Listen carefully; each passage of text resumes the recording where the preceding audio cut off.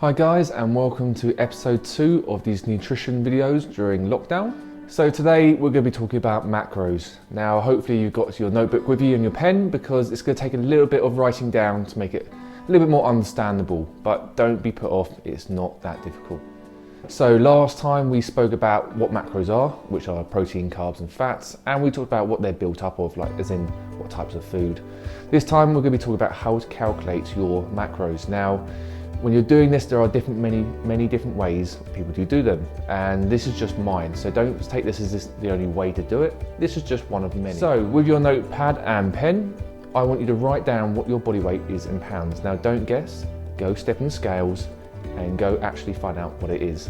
And then convert it if it's from kilos or stone and turn it into pounds, so we know that. Now this is just one of the many ways, like I said, we're going to be doing it, but we are going to be working in pounds, so we do need that accurately. Okay, from this, we're going to times this by 14.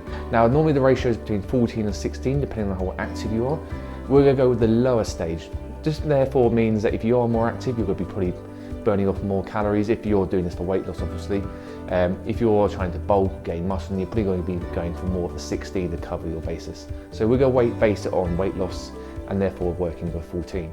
So you have your body weight in pounds and you've multiplied it by 14. Now this is your recommended daily amount of calories per day, just to stay the same weight and do nothing at all. So from that, obviously we're trying to lose weight, so we're going to minus some calories from that. So I'd recommend sort of 200 calories. Now this is a relaxed weight loss, so we're not going harsh, we're not going starving mode, because that would be more towards sort of the 500 calories plus. And obviously depending on your weight and how much you're trying to lose, then this will change. If you're quite overweight, then a more dramatic weight loss sort of calorie deficit will be more beneficial for you, because you can afford to do that. If you're pushing just the boundary of being overweight and you want to lose just a little bit, then a more 200 calories would be best for you. So if you've got your body weight, you multiply it by 14 and now you minus 200 from it. Now this is your calorie deficit. So that means basically this is you eating a set amount of food to encourage your body to lose weight. Now obviously if you're exercising alongside this, you could be losing a little bit more. Some people would eat more calories to sort of equal out the exercise calorie loss you're having. So therefore it's not too much, but for me, how can you really calculate how many calories you're losing in a workout? So I'd say don't worry about that, just focus on eating in that deficit. So we've got our daily amount, what we're targeting towards. Now we've got to work out how much of this is going to be protein, how much is carbs and how much is fat. Now again, there's always going to be ratios. There's never going to be, this is the set target amount, this is what you should eat. So for example, protein, it ranges between 0.8 and 1.2 grams per pound of body weight. For a female, I would normally target more than 0.8 grams. And for a male, I'd normally target about 1 to 1.2 grams of protein per pound of body weight. So you've got your body weight, which we did at the beginning. You're going to times that between 0.8 and 1.2, depending on what you want to do protein-wise. And now that is the amount of protein you're going to be consuming each day. Now it does look quite a large amount, I'm guessing, but that is doable if you practice and you really put that effort into eating a protein, because it is good for you and it will help with your weight loss. Next up is fat. Now we're going to be doing exactly the same. We're going to be using your body weight in pounds, and we're going to times that between 0.4 and 0.5. So it's not such a big ratio in this one, but we are going to be going more for the 0.4, I would say, because if you are eating clean, you'll actually find it quite hard to eat that much fat, healthy fat at least. So I would say 0.4 times by your body weight in pounds, and that is now the amount of fat you will be eating. Now, this is where it gets a little bit more like maths. I would say get your calculator out for this one, it makes it a little easier. So we're going to times your protein intake by 4, so we can work out how many calories of this, how many calories is protein, because there is 4 calories per gram in protein. So you go times your protein intake by 4, and you go write that down. You're now going to take your fat. Now there's 9 calories per gram in fat, so you go times your fat intake by 9, and now that is your total calories of fat.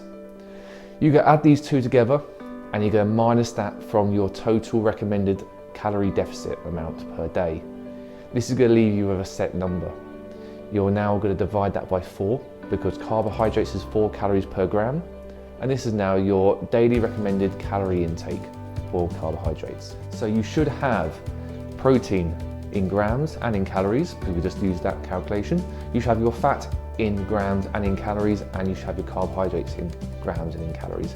Now the calories bit doesn't matter, but it should probably be on your piece of paper as we just did the calculation. But you will now know how much carbs, fats, proteins and calories in general you're going to be eating each day.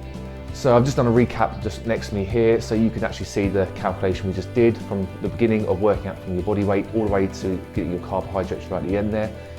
It does sometimes seem a bit difficult, but if you get that hard bit done, this is now the foundation of everything. This is now saying how much you should be eating each day. You can choose what types of foods you eat, but as long as it equals up to this calculation at the end. So the reason why we did the first video first and then this one is therefore we can build it together and show you that a good diet is a good balanced diet. So it's not just means eating healthy and not eating bad foods. It means that you can have any types of foods if you want, but if it balances up to the macros you're meant to eat, you know you're consuming the right amount of food, the right amount of protein, carbs and fats. Next time we do this video, episode 3, we'll be talking more about why it's so important to eat a certain amount of carbs and a certain amount of fat and a certain amount of protein. And the typical way of thinking of having a low calorie diet isn't always the best way. So hopefully this wasn't too much. Again, I'm splitting into short little videos so it's a little bit more understandable. But at this point now, after the first full week of lockdown really, you should now know what a protein, a carb and a fat is. You should know what macros are, as I just said there, those 3. And now you should know how to calculate the macros. So you know how much you should be eating each day. And hopefully when I catch up with you next week, we'll be having a little bit more knowledge on why this type of eating is the best way. See you later.